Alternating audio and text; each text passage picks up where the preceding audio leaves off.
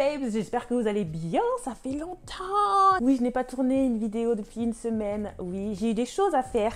Pardonnez-moi, pardonnez-moi. Mais je n'étais pas là dans mon lit en mode flemme, je vous préviens, je vous vois venir, pas du tout. J'étais en train de travailler sur pas mal de choses que vous découvrirez quand j'aurai décidé. Voilà, tout simplement. Je pense que je vous en dirai plus prochainement. Mais c'est pour ça que je ne pouvais pas faire mes vidéos. En attendant, la vidéo d'aujourd'hui, on va parler de la confiance en soi. Sujet très intéressant, je suppose, pour beaucoup d'entre nous. J'ai pris quelques petits points pour pouvoir vous aider au mieux par rapport à mon expérience. Je ne dis pas que j'ai la science infuse, mais au moins, je pense que c'est des bases à avoir. Si ça vous intéresse, n'hésitez pas à rester jusqu'à la fin de la vidéo. Et si le contenu t'a plu, partage, mon ami.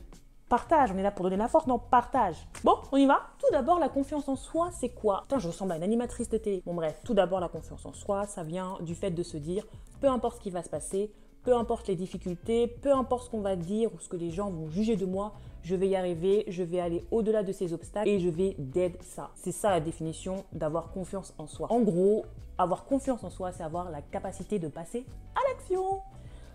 Ça commence fort. À partir de ce moment-là, c'est simple. Il y a des choses qui sont d'abord importantes à mettre en place avant même de parler de confiance en soi.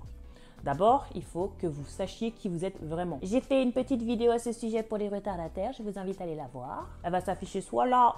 Ou si j'y arrive pas, elle va pas s'afficher du tout. Sorry. Et donc, va voir cette vidéo et ensuite, tu ramènes ton fiac ici et tu vas pouvoir comprendre le suite de mon discours. Mais dans l'idée, il faut d'abord que vous ayez cette base. Pourquoi? Ça vous permettra de connaître vos faiblesses et vos forces. Et donc, le fait de vous connaître et de connaître vos capacités vous permettra justement d'être plus à l'aise dans certaines situations plutôt que d'autres. Parce que si vous ne connaissez pas vos forces et vos faiblesses, vous serez plus à même à douter sur certaines choses, certains choix que vous allez faire. Et donc, si vous doutez de plus en plus, vous allez demander l'avis des autres, la validation des autres. Et vous n'allez pas forger, créer votre confiance en vous-même. Voilà, la vidéo est finie. Non, blague à part, vous ne pouvez pas cultiver ces petites graines qui vous permettent de créer cette confiance en vous intérieure, vu que vous allez demander l'aide extérieure. Bien évidemment, le fait que vous puissiez demander de l'aide en extérieur ou l'avis en extérieur, ça peut être bon, ça peut être aussi pas bon. Faut savoir doser, ok? Faut doser. Si c'est de manière ponctuelle que vous voulez demander un avis ou une aide extérieure, est-ce que tu peux venir m'aider pour ma voiture? Est-ce que tu penses que cette robe est jolie sur moi? Pas de souci. Mais si c'est tout le temps, c'est que là, il y a un petit problème, les gars. Ok? Bref, vous l'aurez compris, la confiance en soi est une question de mindset et de travail sur soi-même. Ok? C'est la base. Merci. Ça vous permet de maîtriser votre vie, être au contrôle de votre vie pour éviter d'avoir des regrets et de vous retrouver avec une vie qui n'est pas la vôtre. Maintenant que ça c'est fait, qu'on a mis les petites prémices, voilà, de qu'est-ce que la confiance en soi et tout, on va dans le vif du sujet. Donc, la première chose à faire, c'est de s'assumer. Ça passe par s'assumer. J'ai déjà fait une vidéo à ce sujet. Comme je vous l'ai dit précédemment, je vous invite à aller la voir. Mais pour faire court, pour faire un petit résumé, ça passe par justement savoir dire non, faire valoir son non, ne pas attendre la validation des autres et surtout ce qui fait être honnête envers soi-même. Vous comprendrez quand vous verrez la vidéo. Le deuxième point, comme passe-partout, deux clés. J'arrête. Le deuxième point, ça passe par l'estime de soi, travailler l'estime de soi. Vous allez comprendre, la confiance en soi et l'estime de soi, c'est étroitement lié, ok? Pourquoi? Parce que l'estime de soi, c'est s'aimer avant tout. Et vous allez vite comprendre, je vais vous faire le schéma, vous allez vite comprendre, ok? Vous allez vite comprendre. Dans l'idée, si vous travaillez votre estime de vous-même, vous allez vous dire ceci. Plus je m'aime, plus j'ai confiance en moi. Plus j'ai confiance en moi, plus je peux oser et réaliser des projets. Et plus je réalise ces projets, et plus c'est facile d'y aller sans être touché et être sensible à ce que les gens peuvent me dire. Pourquoi? Parce qu'au final, vous vous aimez tellement trop pour vous dire que, allez, ça va pas me toucher, ça n'a pas d'importance parce que je me kiffe beaucoup trop pour ça. Voilà, j'ai pas le temps. En gros, je m'en fous. Grosso modo, c'est ça. Donnez-vous de l'amour, apportez-vous de l'amour, traitez-vous comme si vous étiez votre propre parent. Ok? Vous voyez bien les parents qui aiment leur gosse comme Jaja. Le petit, il essaye de marcher, il est tombé comme du n'importe quoi sur le sol. Il est tombé comme du n'importe quoi. On dirait la girafe qui s'en mêle les pattes, quoi. Faut voir la tête. Le parent ne va pas faire j'ai pété la gueule. Non, non, non, non, non. On va lui dire, bah écoute, c'est bien mon chéri, parce qu'il a essayé de marcher, même si t'es tombé, c'est pas grave, je suis fière de toi, t'as essayé, c'est bien, on continue et on va y arriver la prochaine fois. Faites la même chose pour vous, parce qu'au final, même si vous tombez, vous allez vous relever, il n'y a pas de problème. Donc, kiffez-vous, donnez-vous de l'amour, et ça vous aidera à cultiver et à accroître cette confiance que vous avez en vous. Point suivant. Le point suivant, c'est, je sais que Il y a des gens qui vont être en sueur, qui vont pas être bien, là, ça va pas leur plaire, mais on n'est pas là pour vous faire plaisir. Prochain point, c'est tout simplement être vulnérable, être authentique. Embrassez cette vulnérabilité, soyez authentique, soyez vous-même. Parce qu'il n'y a rien de plus fort et de plus beau qu'une personne qui n'a pas peur d'être elle-même et de montrer à tout le monde qui elle est vraiment sous toutes ses facettes. J'entends par là, une personne, si par exemple elle pleure devant tout le monde, si elle partage ses doutes, elle partage ses réussites, elle partage ses victoires, qu'elle partage ses peines, et c'est ça la vraie confiance en soi. Parce que quand on est vraiment soi-même, en vrai de vrai, au final, quand on est soi-même, on a peur de quoi vis-à-vis des gens? Non mais dites-moi, je vous écoute. Il n'y a rien qui vient. On a peur de rien parce qu'on est soi-même. Il y a quoi d'autre qui peut nous toucher? On a peur des gens d'extérieur? Non. On a peur de nous-mêmes? Non, parce qu'on se connaît, on a fait le taf avant. Donc les filles qui sont en mode « moi je montre pas mes émotions, je suis une femme forte », bullshit. Les mecs qui sont là en mode « moi je suis un bad boy, il n'y a rien qui peut me toucher, je pleure jamais ». Bullshit, c'est pareil. C'est pas parce que tu montres pas tes émotions que tu pleures pas que tu es une personne forte. C'est juste parce que tu es tellement inconfortable avec et que tu as tellement peur du regard des gens que justement tu fais semblant. Period. Et tout ça, c'est lié par rapport à ce que je vous disais tout à l'heure, l'estime de vous-même. Vous avez tellement d'estime, d'amour propre pour vous-même, vous connaissez tellement votre valeur que partager tout ça, ça vous est égal parce que vous avez confiance en vous. Et il n'y a rien de plus beau, comme je vous l'ai dit. C'est pas intéressant, c'est pas séduisant. Une personne qui montre pas ses émotions, un bad boy qui montre pas ses émotions, une girl boss qui dit que rien ne la touche. C'est pas intéressant, c'est pas inspirant, c'est pas attachant. Une personne qui est inspirante, qui est attachante, qui est séduisante, c'est un Peter Parker qui pleure parce que Oncle Ben, il est dead. C'est un Superman et sa kryptonite. C'est votre mec qui va pleurer quand il va vous voir avec votre robe de mariée. C'est ça! C'est ça qu'on veut. Désolée pour les filles qui se marient pas. Mais c'est ça qu'on veut. C'est l'émotion, c'est la transparence, c'est la vulnérabilité, c'est l'authenticité. Le point suivant, ça serait d'être préparé. Ayez l'habitude de vous préparer. La préparation, c'est un des points les plus importants. Je m'explique. Plus vous vous préparez, plus vous vous sentirez à l'aise dans des situations qui potentiellement ne l'étaient pas et étaient inconfortables. Non mais vous n'allez pas faire un marathon de 6 ans. Non mais dites-moi, est-ce que vous serez plus confiant de faire un marathon en y allant la veille sans vous être préparé ou aller à ce même marathon et avoir fait une préparation physique accompagnée ou non d'un an et aller demain à ce fameux marathon? J'écoute encore une fois. Nous sommes d'accord. Préparez-vous. Quand vous avez un entretien d'embauche, vous vous préparez.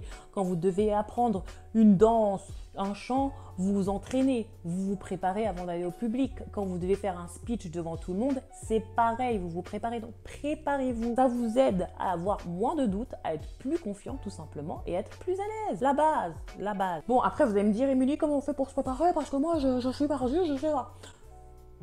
Je suis là. On va dire qu'il y a 2-3 axes au moins les plus importants à faire pour pouvoir vous préparer. Le premier axe, ça serait l'axe technique. Quand vous avez un entretien d'embauche, le CV technique. Quand vous devez apprendre une chanson, la voix, on s'entraîne, technique. Quand vous devez apprendre un speech, voilà, le charisme, la prestance, l'aisance oratoire, technique. C'est ça la technique. Ensuite, vous avez, on va dire, l'autre axe, c'est le mental. Quand vous allez sur scène, mentalement, vous vous préparez, voilà, vous mettre dans un mood, dans un truc, ok, je vais dead ça, je vais tout déchirer, préparation mentale. Quand vous allez à l'entretien de job de vos rêves, vous vous préparez mentalement, je vais tout déchirer, vous mettez dans un mood de vainqueur. La préparation mentale, c'est tout aussi important. D'ailleurs, petite parenthèse, dans cette même préparation mentale, vous pouvez essayer d'anticiper les choses, d'anticiper les schémas et les possibilités qu'il peut y avoir dans chacune de ces situations. Par exemple, je prends toujours l'exemple voilà, d'un entretien d'embauche. Si on me pose telle question, que je vais pouvoir répondre. Si l'entretien d'embauche passe de français à anglais, est-ce que j'ai déjà des petites notions d'anglais qui me permettent de switcher et d'être à l'aise avec ça? Si l'entretien se passe super mal, comment je vais réagir? Si l'entretien se passe super bien, comment je réagis post-entretien? Tout ça, ça reste aussi de la préparation et de l'anticipation. Et accompagné d'ailleurs de cette anticipation, de cette préparation, vous pouvez mettre en place aussi la répétition.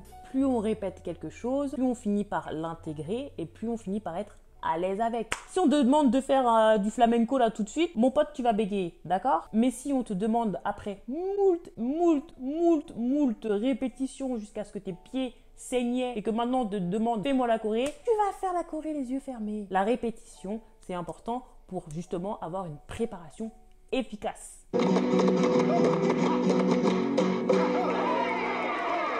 Et un petit tips qu'il peut avoir aussi dans cette préparation et dans cette volonté justement d'être à l'aise et de réussir, prenez et choisissez des projets qui vous passionnent, qui vous inspirent. Vous allez tout donner, même si vous voulez pas, même si vous allez tout donner pour quelque chose qui vous passionne, qui vous inspire. Si vous allez au job, à l'entretien de vos rêves, même si vous devez réviser je ne sais pas combien de temps, vous achetez la meilleure tenue, vous allez le faire. Même si vous êtes fatigué, vous allez même aller à cet entretien d'embauche, même si vous êtes malade. Si vous allez au truc du coin où vous n'en avez rien à carrer, je peux vous dire que préparation, pas préparation, il n'y a rien qui va se passer. Ça prendre quoi laisser, mais je vous dis vraiment, prenez-le. Le 5e point, ce serait se féliciter de toutes ces réussites et de ces victoires, de ces moments de puissance. Ça, c'est important. Je me suis levée pendant une semaine, tous les jours à 6h du mat parce que j'ai dit que je le ferais. J'ai réussi mon engagement, c'est génial. On est à la fin de l'année, j'ai fait du sport pendant toute l'année, comme je disais, pour mes résolutions. J'ai tenu tout ça, c'est génial. J'ai dit bonjour à mon crush que je vois depuis 2 ans à la fac et j'ai réussi à braver mes peurs. Je me félicite, j'ai d'être ça, c'est génial. Félicitez-vous tout le temps, même des petites choses. Parce que plus vous allez vous féliciter, plus vous allez accumuler toutes ces réussites et ces victoires et plus vous allez vous sentir d'autant plus en confiance. Et le fait de vous sentir en confiance, ce ne seront plus des croyances, mais ça sera un état d'être. On dit que justement, les croyances, à force d'être avérées, deviennent non des croyances, mais des états d'être. Vous allez être ce que vous avez réussi. Mais si vous ne capitalisez pas toutes ces réussites, vous n'allez pas prendre conscience de toute votre puissance, de toutes vos consciences que vous pouvez avoir. Et là, effectivement, la confiance, elle sera nulle, elle sera zéro. Donc, n'hésitez pas, n'oubliez pas de vous féliciter, de capitaliser toutes ces petites réussites et victoires que vous faites à chaque instant. Ensuite, l'avant-dernier point, les babes.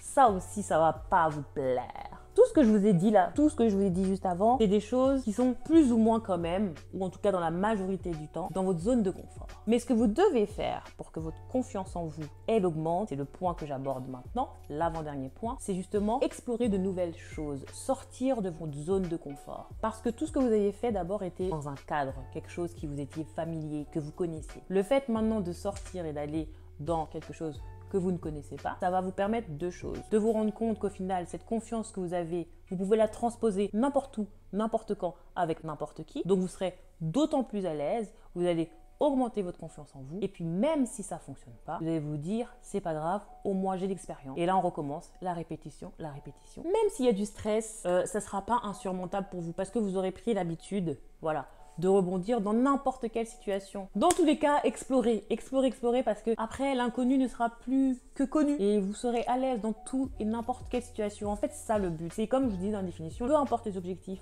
peu importe les obstacles, peu importe ce que les gens disent, vous allez passer à l'action. Donc explorez.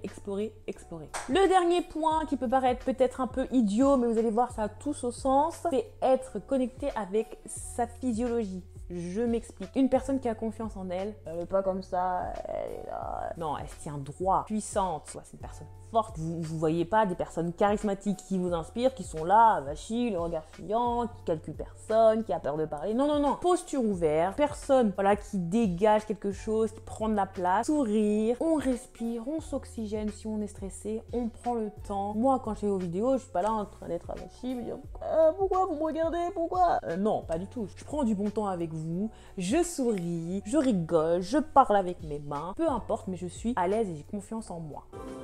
We're superheroes. We are superheroes. Tout simplement, si c'est compliqué pour vous de faire ça, imaginez la personne qui vous inspire le plus, qui dégage le plus de charisme, tout ce que vous voulez. Une personne qui a l'air d'être confiante et imaginez comment elle se comporterait, comment elle se tiendrait devant vous. Est-ce qu'elle se tiendrait à vachie, regard fuyant? Non. Elle serait là, grande, puissante, torse bombé. Voilà, moi j'ai pas le torse bombé tout le temps, faut pas abuser. Mais l'important c'est vraiment, comme je vous disais tout à l'heure, les croyances. Plus vous croyez que vous êtes cette personne, plus vite vous le serez. Peut-être qu'au début ça va pas forcément être naturel, vous allez croire que c'est de l'acting, mais plus vous allez le faire, #répétition, je dis pas les choses n'importe comment, plus les croyances vont devenir votre être. Donc n'hésitez pas vraiment à jouer de votre corporel, à vous sentir bien et être connecté avec votre corps et avec ce que vous dégagez. Parce qu'également, l'image que vous dégagez, l'essence que vous dégagez va se ressentir également par les gens. La confiance que vous dégagez passe également par l'essence que vous diffusez. Donc voilà, on a fait le tour, je pense, de la question. Si justement, vous, il y a des choses qui vous viennent en plus, que vous aimeriez partager, n'hésitez pas à les mettre en commentaire. Je serais ravie de les lire. Si le contenu également vous a plu, n'hésitez pas forcément, abonnez-vous, ce sera trop cool, il y en aura d'autres contenus de ce style. Donc abonnez-vous et surtout mettez la petite cloche, comme ça vous serez à l'affût des prochaines vidéos que je vais sortir. En attendant, je vous fais des gros bisous, prenez soin de vous et n'oubliez pas, les épreuves que vous traversez sont à la hauteur de votre potentiel. Donc faites-vous confiance et vous verrez que tout est possible. Ciao ciao!